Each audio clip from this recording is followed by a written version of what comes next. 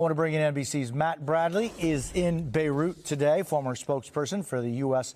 mission to the UN and former Syrian-Lebanon director at the White House, Hagar Shamali, and also with us, retired four-star general and MSNBC military analyst Barry McCaffrey. So, Matt, a top Israeli commander now saying the campaign is entering a, quote, new phase. What does that look like, and how are things in Beirut right now? Yeah, well, I mean, for all of these days that we've been seeing this, the better part of the past week, we haven't actually seen any indication that the Israelis are preparing a ground invasion, even though they've been pummeling Hezbollah targets in southern Lebanon. Now, for the first time today, we've been hearing from generals, from top-level Israelis, saying to prepare for a ground invasion. We haven't heard yet resolute word that there will be a ground invasion. That's important to note. But as you mentioned, we heard from the IDF chief of staff, and he said, as you said, to preparing the process of a maneuver. And he went on to say, to prepare your military boots. He's speaking to his troops here. Prepare your maneuver boots. And he said, we'll show them what it means to face a professional, highly skilled, and battle-experienced force. And he said, you're coming in much stronger and far more experienced than they are. You will go in, destroy the enemy there, and decisively destroy their infrastructure. Well, the Israelis have spent the past week destroying Hezbollah infrastructure and killing and maiming Hezbollah fighters. We've seen the death toll spike. And, of course, last week we saw that very unusual and unprecedented incident where there were, it looked like, thousands of pagers and walkie-talkies that blew up across Lebanon, especially in Hezbollah strongholds in the south of the country, the Bekaa Valley in the east, and the southern neighborhood of Dahya here in Beirut. So here in Beirut, as you asked, Jose, the situation hasn't quite reached the level that it has in the south. We've been hearing bombardments for the past several days, increasingly frequent. They've been quite loud, and I've been here with some regularity for much of the past year. This has been the most frequent and the loudest that we've been hearing ever since the latest offensive, the latest round of fighting started all the way back on October 7th.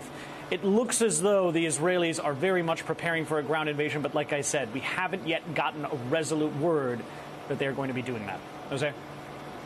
So, General, and as this news was developing today, I was thinking back of the conversations you and I have had for the last couple of days, weeks, on what a ground invasion would look like, and General, what the consequences of a ground invasion could look like.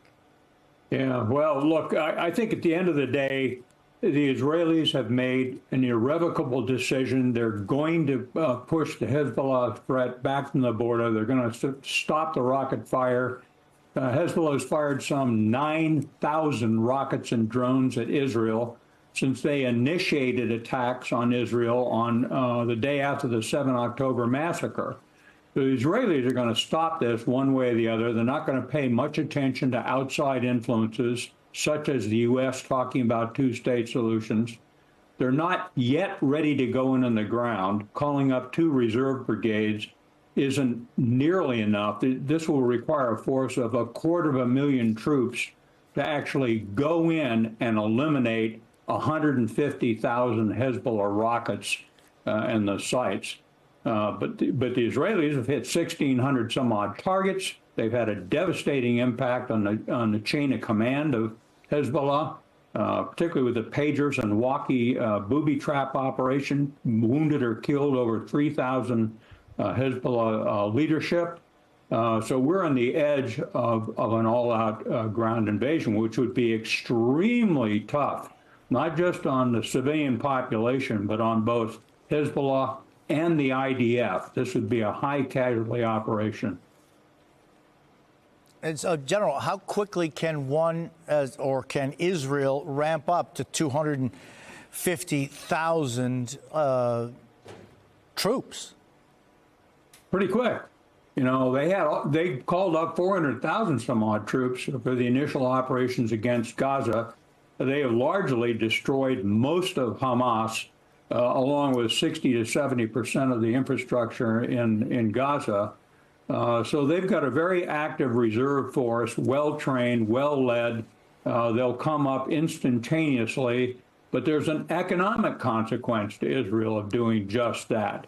And their equipment's getting worn out, and they're expending munitions at a faster rate than they can replace them. So an all-out war with Hezbollah is not in Israel's interest. But I think they're headed deliberately in that direction, hoping Hezbollah will crack. I don't think they will. So the situation looks pretty grim. And Hagar, so meanwhile, if you're, I don't know, in the Biden administration, what conversations are you having, and what could possibly the United States do or have any influence on? Well, the U.S. is focused on two main points at this point in time. And the first is about they're still focused on trying to achieve a ceasefire. And I know that sounds a little bit, not on the same page as where the Israeli government is at the moment, or Hamas for that matter. But that said, the U.S. is still focused on trying to prepare a new proposal. As Secretary Blinken said earlier today, I believe, he said that there were 18 paragraphs and there were 3 left that both sides hadn't come to an agreement to. That does not mean, I want to clarify, that does not mean that they're close to an agreement. In fact, most Israeli-Palestinian agreements over the years, whether it's ceasefire or peace agreements, always boil down to the tiny 10% that remain and then often don't finish across the finish line. But it wouldn't be responsible of the United States not to work with its partners like Egypt and Qatar to try and bring both sides, the Israeli side and Hamas, even if they're kicking and screaming, drag them to the table to try and reach a ceasefire. There are still hostages there, 7 of whom are American, 4 of whom of those are presumed to be alive. And so the U.S. has to remain focused on that. And then on the other side, the U.S. remains focused on not letting this escalate. We hear this talking point over and over again. Not letting this escalate to a regional, a full-scale regional war. But the definition of that, how that looks, is a little bit unclear, because arguably we are in maybe not a full-scale regional war, but in a regional war. I mean, Iran is fighting this through its proxies, and it's not just through Hezbollah, it's through Hamas, it's through the Houthis as well. And what we're seeing now, I expect to last a long time.